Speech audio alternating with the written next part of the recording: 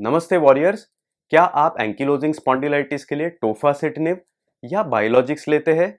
अगर आप लेते हो तो ये वीडियो आपको जरूर देखनी चाहिए।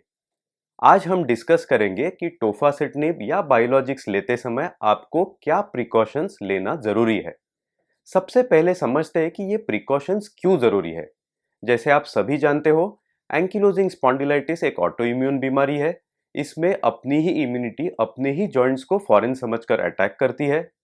हम टोफासिटिनिब या बायोलॉजिक से क्या करते हैं, तो इम्यूनिटी को सप्रेस करते हैं ताकि वो जॉइंट्स के ऊपर अटैक ना करे। इम्यूनिटी सप्रेस हो जाती है तो उसका अटैक कम हो जाता है और एंकिलोजिंग स्पॉन्डिलाइटिस की बीमारी कंट्रोल में आ जाती है।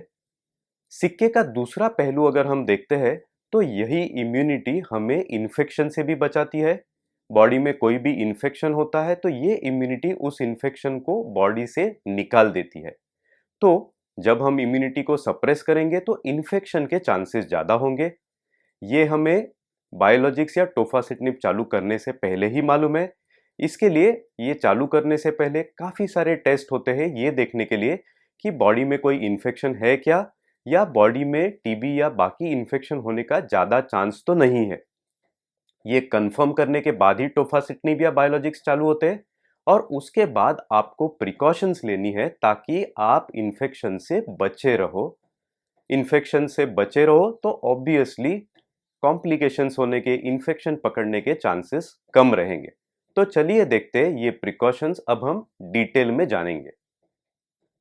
तो जैसे अभी हमने देखा, अगर आप बायोलॉजिक्स या टोफासिटिनिब ले रहे हैं तो आपको इन्फेक्शन से बच के रहना है। कैसे बच सकते हैं? अगर कोई बीमार होता है, हम लोग उसे देखने जाते हैं हॉस्पिटल में, तो वो आपको अवॉइड करना है। घर में से और कोई जा सकता है, आपको जाने की जरूरत नहीं है। कोई बीमार व्यक्ति है जिसे हम लोग मिलने जाते हैं, वो अवॉइड कीजिए।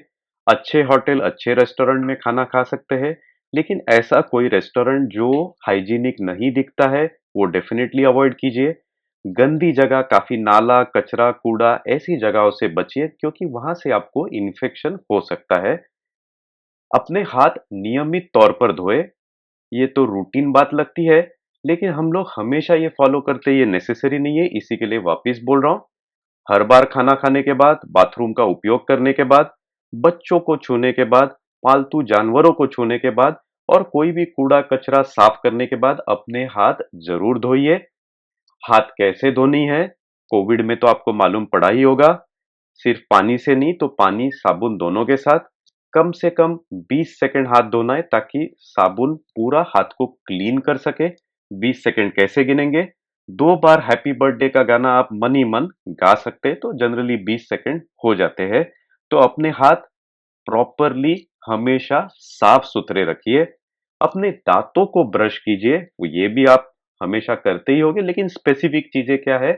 हर बार खाना खाने के बाद दांतों को ब्रश करें, सोने से पहले ब्रश करें, नरम टूथब्रश यूज करें और फ्लॉस भी आप रेगुलरली कर सकते हैं। ये क्यों करना है? क्योंकि दांतों में, मसूड़ों में इन्फेक्शन इजीली हो जाता है और ये बायोलॉजिक्स और टोफासिटिनिब में आपको तकलीफ दे सकता है।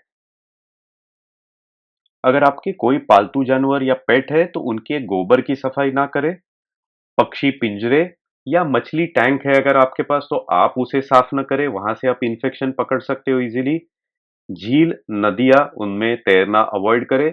स्विमिंग पूल में आप नहा सकते हो, लेकिन आपको 100% श्योर चाहिए कि वो स्विमिंग पूल बराबर से रेगुलरली साफ किया जाता है।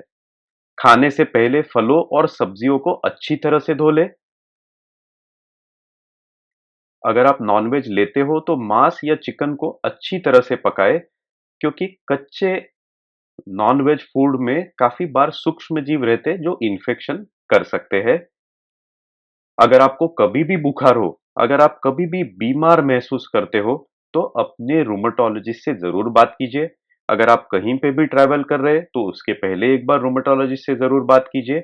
और लास्टली, अगर आप वैक्सीनेशन कोई भी लेने वाले हो, तो वो लेने से पहले एक बार रूमेटोलॉजिस्ट से ज़रूर बात कीजिए।